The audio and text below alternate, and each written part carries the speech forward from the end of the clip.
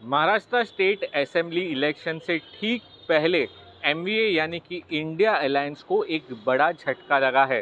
जी हां, आम आदमी पार्टी ने आज मुंबई में एक प्रेस कॉन्फ्रेंस की और प्रेस कॉन्फ्रेंस करके उन्होंने ये ऐलान किया कि मुंबई में जो 36 असेंबली सीट्स है उस पर वो अकेले चुनाव लड़ेंगे। जी हां, उन्होंने कहा है कि वो एमवीए के साथ नहीं है। उनका ये कहना है कि जो एमवीए का गठबंधन था, जो इंडिया अलायंस का जो गठबंधन था, वो सिर्फ लोकसभा चुनाव तक ही था और ये असेंबली इलेक्शंस में लागू नहीं होता।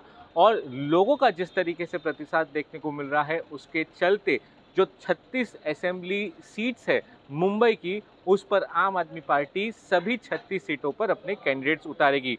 ये ऐलान जो आम आदमी पार्टी की हेड महाराष्ट्र की प्रीति शर्मा मेनन, उन्होंने आज मुंबई में एक प्रेस कॉन्फ्रेंस करके किया।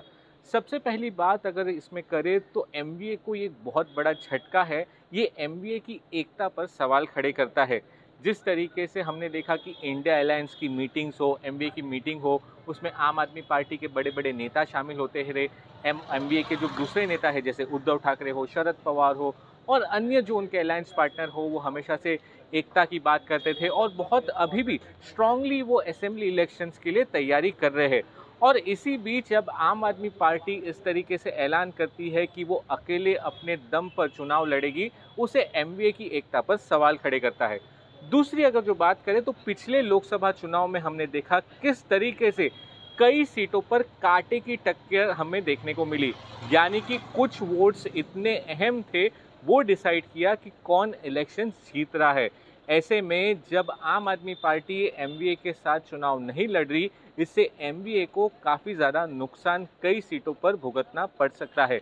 अब सबसे पहले आम आदमी पार्टी की बात करें। आम आदमी पार्टी की बात करें तो महाराष्ट्र में उनका उतना वजूद नहीं है, महाराष्ट्र में वो उतने स्ट्रॉन्ग नहीं है, लेकिन फिर भी एक एकता पर और कहीं न कहीं एमवीए पर उसका सीधा असर हमें देखने को मिलेगा। आज जब प्रीति शर्मा मेनन ने प्रेस कॉन्फ्रेंस ली तो उन्होंने साफ किया कि जो नेशनल लेवल का जो पॉलिटिक्स है उसमें आम आदमी पार्टी तीसरे नंबर पर है, बहुत स्ट्रॉन्ग पार्टी है, 2 राज्यों में उनकी सरकार है, कई अन्य राज्यों में उनके एमएलएज़ हैं। उन्होंने खुद से कई ज़्यादा सर्वेस कराए हैं और उनको ये पता चला है कि मुंबई में आम आदमी पार्टी को बहुत अच्छा रिस्पॉन्स मिलेगा। उन्होंने ये भी कहा कि किस तरीके से बीजेपी के अगेंस्ट में आम आदमी पार्टी लड़ रही है और साथ ही इसकी वजह से अरविंद केजरीवाल जेल में है। उन्होंने ये तक साफ कर दिया कि किस तरीके से महाराष्ट्र के लिए उनकी तैयारियां पूरी तरीके से हो चुकी है। ना सिर्फ 36 सीटों की, जो मुंबई की जो 36 सीट है उस पर वो कैंडिडेट्स उतारेगी, लेकिन पूरे महाराष्ट्र में उनकी तैयारियां बहुत ज़्यादा है और पूरे महाराष्ट्र में हमें आम आदमी पार्टी के कैंडिडेट्स देखने को मिलेंगे। बार बार उनसे पूछा गया कि अलायंस का क्या हुआ, एमवीए में आप एक है, इंडिया अलायंस में एक साथ है। तो उन्होंने सिर्फ एक चीज़ कहा कि जब भी इंडिया अलायंस को नेशनल स्तर पर बीजेपी के अगेंस्ट में लड़ने की ज़रूरत पड़ेगी तो वो इंडिया अलायंस के साथ है। इंडिया अलायंस सिर्फ लोकसभा चुनाव के लिए था, वो असेंबली इलेक्शंस के लिए नहीं है।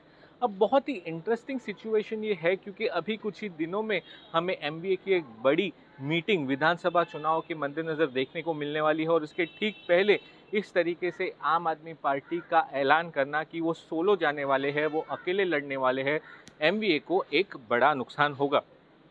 नितिन वर्णे के साथ सौरभ वक्तानिया, मुंबई।